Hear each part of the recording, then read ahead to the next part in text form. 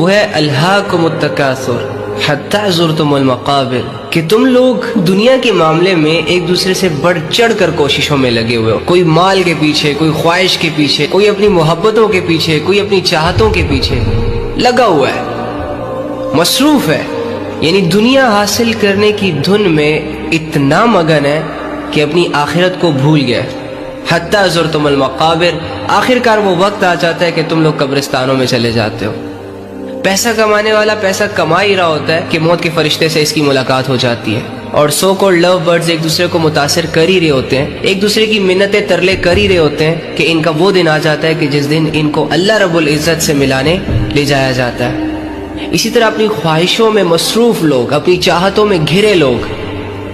اپنی خواہشوں کو اور چاہتوں کو پورا کرنے کی کوششوں میں لگے ہوتے ہیں، اور اچانک سے ان پر وہ لمحہ آ جاتا ہے، اچانک سے ان پر وہ کیفیت طاری ہو